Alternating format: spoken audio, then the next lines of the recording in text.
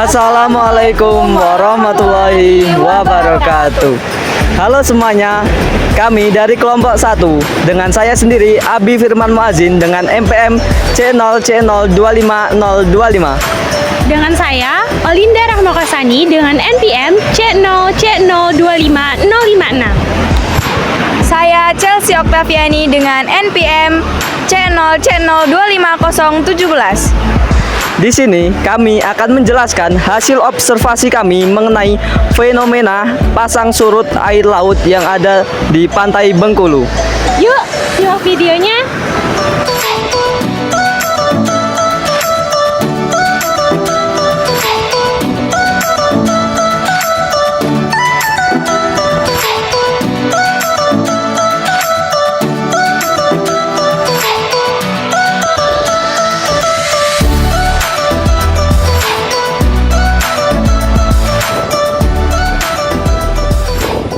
Pernahkah kalian teman-teman ketika sedang melewati pantai ataupun berjalan di pinggir pantai menyadari bahwa permukaan air laut itu tidak selalu sama, terkadang tinggi ataupun rendah.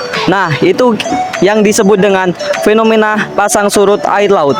Pasang surut air laut adalah fenomena yang sangat mudah untuk diamati, tetapi penjelasannya cukup sulit. Bahkan sejak abad ke-17, Sir Isaac Newton sudah mencoba menjelaskan hal ini melalui hukum gravitasi.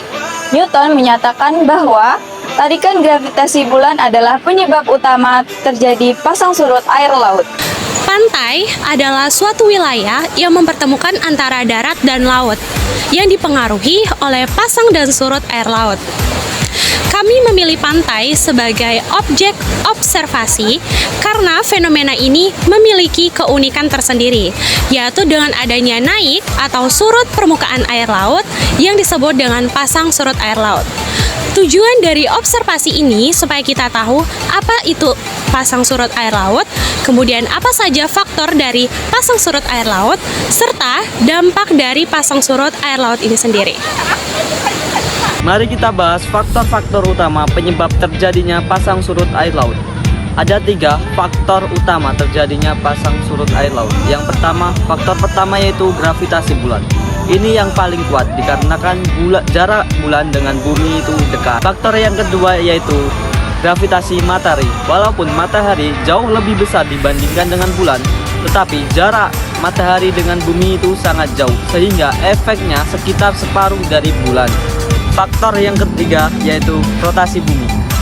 Putaran bumi membuat efek dari gravitasi tersebut menjadi berbeda di berbagai belahan dunia. Lalu apa saja sih dampaknya bagi manusia dan alam? Yang pertama ada nelayan harus menyesuaikan waktu saat ingin mencari ikan. Yang kedua yaitu erosi pantai yang mengikis daratan pesisir. Yang ketiga ada banjirop, yaitu genangan di daerah rendah saat pasang surut. Adapun dampak dari pasang surut air laut, yang pertama melibatkan para nelayan yang hendak melaut serta para pedagang yang berada di pesisir pantai. Kemudian ada faktor penyebab dari pasang surut, yaitu adanya gaya tarik gravitasi bulan dan matahari serta pengaruh cuaca yang ada di sekitar laut. Berdasarkan hasil observasi kami terhadap pantai panjang yang ada di Kota Bengkulu pada tanggal 29 September 2025, dimulai dari pukul 14.53 sampai dengan pukul 17.54, itu air permukaan pantai mengalami surut. Dan saat ini pada pukul 18.00 pantai panjang mengalami pasang, yaitu kenaikan air semakin meningkat.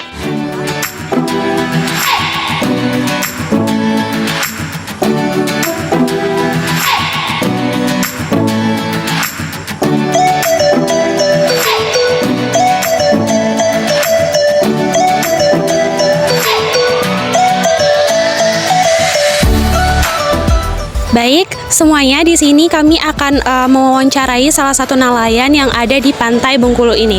Baik, di sini saya dengan Bapak siapa, Pak? Pak Edi. Pak Edi. Ya. Boleh izin wawancara Bapak sebentar ya, Pak ya? Boleh. Di sini yang pertama saya ingin bertanya, apakah ada tanda-tanda alam tertentu yang biasanya menjadi patokan pasang atau surut air laut di pantai ini? Oh, ada. Kalau untuk pasang surutnya pasang air laut, gelombang laut di pantai ini terjadi 2 fase, Dek. Kita tergantung dengan terbit bulan. Yang pertama, kalau bulannya purnama itu fasenya pasang air laut penuh. Gitu. Ya. Jadi kalau misalnya bulannya purnama, Ya, itu pasang naik, pasang surut itu. Iya. Tapi naiknya lebih besar. Yang kedua itu fase keduanya itu pas bulan timbul baru. Bulan habis baru Ya. timbul. Oh. Itu sama dengan fase yang tadi. Itu. jadi ada 2 fase. Ya, Dua Pak? fase ya. Terus yang kedua, apakah pasang air laut berpengaruh terhadap jumlah hasil tangkapan Bapak? Kalau masalah pasang air laut itu nggak ada pengaruh sebenarnya. Sama aja. Ya, cuman situasinya kalau antara kalau kami nelayan ini pasang air laut itu kalau pasang dia itu sedang pasang, Ya. ikan itu rata-ratanya menepi. Tapi kalau pasang surut dia agak menengah. Karena otoritasnya itu air dari muara itu keluar semua narik laut. Jadi aturan air itu udah beda. Selanjutnya, strategi apa yang biasa Bapak lakukan agar tetap aman saat air laut sedang pasang tinggi mungkin? Strategi kami ya tetap ibarat kata orang itu nggak sebenarnya kalau dibilang strategi karena kami ini mencarikan namanya nelayan tradisional, nggak pakai patokan. Jadi kalau pasang air lautnya sedang tinggi, kami rata-rata mencari ke tepian, Iya, nggak jauh ke tengahnya nggak. Jadi kalau kalau pasang surut. kami jauh ke tengahnya, gitu. Iya. Terus selanjutnya yang terakhir, menurut pengalaman Bapak, apakah pola pasang air laut sekarang tuh berbeda dengan beberapa tahun-tahun yang lalu? Ya sangat berbeda, Sangat jauh. berbeda. Ya sangat berbeda. Kalau dulu walaupun pasang air lautnya sedang pasang itu nggak ada pengaruh.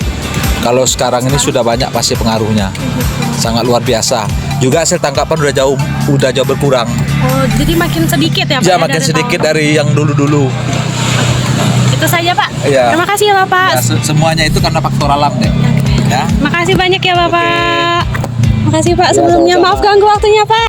Berdasarkan dari hasil observasi kami dan juga hasil dari wawancara dengan salah satu nelayan yang ada di pantai Bengkulu ini, dapat disimpulkan bahwa pasang surut air laut di daerah ini dipengaruhi oleh fase bulan, yaitu bulan purnama dan juga bulan baru.